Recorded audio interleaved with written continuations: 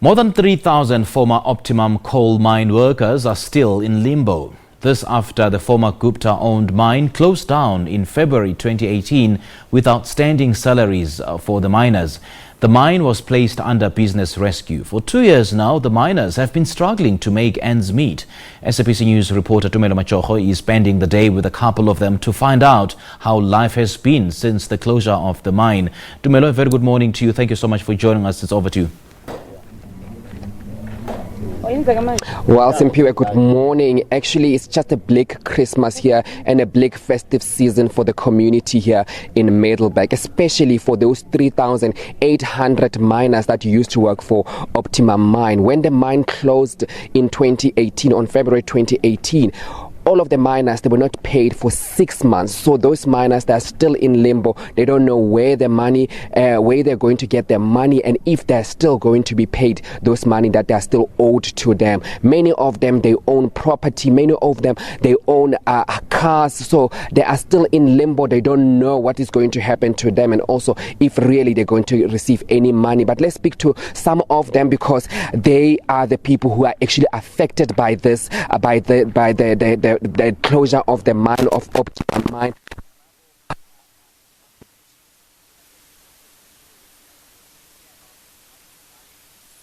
All right, we seem to have limitations in terms of the audio there. That was a reporter coming to us from Middelburg in Mpumalanga. We'll try to re-establish connection. Well, I'm getting a signal that the sound issues are now being sorted out. And we cross back to Tumelo Machogo. From where we were staying. Okay, just talk to us about what has been since the start of since then when the mine closed down. It has been tough. We have been given food and charities, handouts, and all of that. You know, we have been given clothes, for our kids. Since then, and most of us houses have been taken, cars have been taken. We have been evicted from the places whereby we were staying, and it's another Christmas. It is still black. We are here. We couldn't even afford to go home as well. So we are appealing to the government to say, please stand up and fight for us. We are appealing to the NUM as well to say, Mr. Kwetemantashe, please stand up and fight for us. We are dying here. Some of us are even taking now chronic medication such as high blood, high blood pressure. Talk to me now. You say that you have already been evicted. You've got a 16-year-old. Now you have to squat with a friend. How is the situation right now at home with staying with your 16-year-old with another person in their own home? It's very, very difficult. As you understand that my son is 16 years old, he's a teenager, so it's very difficult to share a bed with him. We are not comfortable. He has to. He needs his privacy. He needs his privacy. We need our privacy. It's not an easy situation. One of the miners here, and also I'll speak to Raymond, because Raymond is also one of the affected miners. Raymond, you were not paid. You also, but how has life been? How has life been since then? Because you were not paid, you still want that money. Obviously, you still want to get that money to be in your account because you worked for that particular time. Yes, thank you. In fact, life was challenging, honestly, and thank God I managed to get another job with the assistance of family members, and But I would like to say to the government, because he's the one that is letting their people down. Let them make sure that that mine doesn't go to waste, because as currently what is happening there, it's getting vandalized.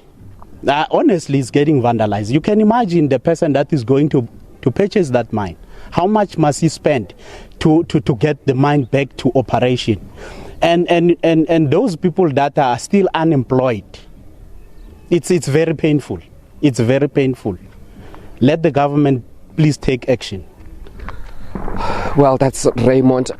We'll also try to speak to the NUM actually to get them to their side of their story, because also let's speak to more miners rather. Let's speak to more miners to get their reaction to this, because it's a very sad situation. Some of them they come from like a far-flung area such as the Eastern Cape, and they've already left the area. But that day when you were there, you have been working at the mine. What do you really want to happen? What do you want the government to do actually to relieve you guys, because you guys still don't know where you guys are going to get your next meal from? Yeah, no, we need the government to be decisive on this matter, because this matter has been delaying, for too long now. And you will understand that, some of us, kids, they haven't paid school fees, so we still the school fees, and we are not able to pay. And come next year, our kids are gonna be battling with the space because we owe school fees. And the school, they don't want to understand that we battling, we don't have money. But then this is how the situation is. I can see that, but where now are you looking for a job? But where do you guys at least looking for? Are you guys now looking for jobs? And then where are you guys looking? Because the mines is the only area that you actually have expertise on.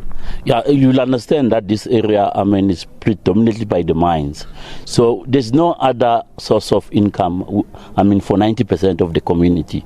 They depend on this mine. So if the mines are closing, and now there's this situation where Optimum was a giant of Mpumalanga and this Kangala area. So almost the town in Rena town is been closed down. There's no more business. It's a ghost town. You come to Middleburg. Other businesses which were depending on Optimum are also closing down, because there's no more supply. There's no more Optimum is no more working. Okay, thank you so much. That was Ruben. He's also one of the miners that has actually been affected by this tragedy. But let's speak to NUM, because they are the people, they are the majority. They have like a lot of members. Actually, most of the members, those 3,800 people, they were actually affiliated to NUM. That as a union, what you guys have been doing to make sure that actually the mine get reopened, and also you guys, what conversation are you guys having with the Department of Mineral Resources to make sure that the mine gets reopened and the people can go back to work and they can also get the money that they are owed? No, thank you very much for the opportunity. As you've heard the miners and their frustration, NUM has been committed to this, especially the branch leadership of NUM in Optimum.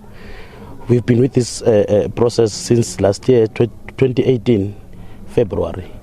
And still now, we are still trying to make sure that this process comes to its finality. As I'm speaking to you now, there's a Section 151 meeting that is scheduled for the 31st of January, where we are going to vote as creditors to whom maybe we want the mine to be sold to.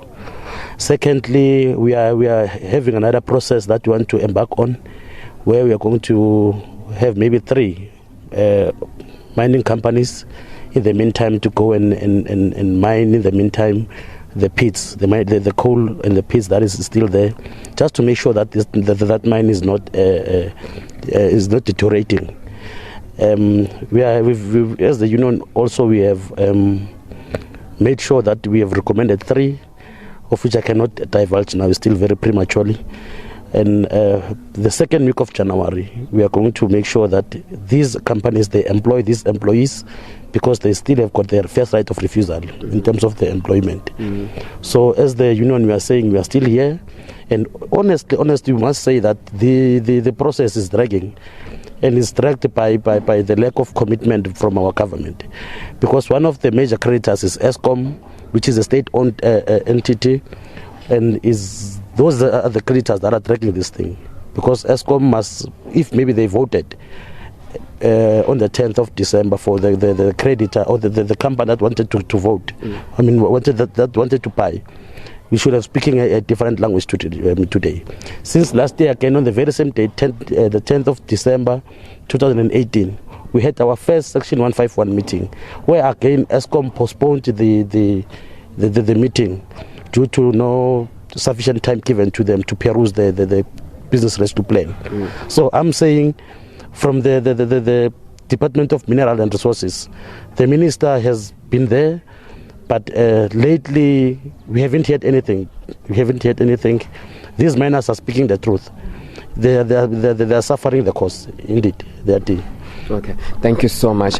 That was the branch, the chairperson of the branch here in Middelburg, talking to us about the frustration that they also have with the mine and also with the Department of Mineral Resources and also some other creditors that actually own that mine money. But these people, they are frustrated. They actually need their money. They need to make sure that they feed their families, and some of them have already moved out of this area. They went back to their homelands. They went back to the Eastern Cape, Gauteng, the Northwest, because the mine is not operational and they don't know where they're going to get their next meal from. So it's a very sad situation here.